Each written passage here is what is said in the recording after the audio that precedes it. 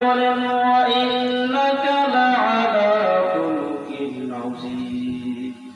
আল্লাহ পাক রব্বুল আলামিন বলেন, ওগো নবীজি, নিশ্চয় আপনি মহান চরিত্রের অধিকারী, নিশ্চয় আপনি মহান চরিত্রের উপর সুপ্রতিষ্ঠিত হয়েছেন। সুবহানাল্লাহ।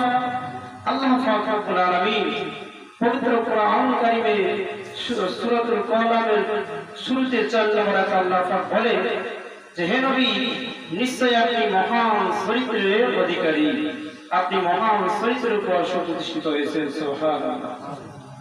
অপরাধী অপরাধ আল্লাহ পাক রব্বুল আলামিন খুযিল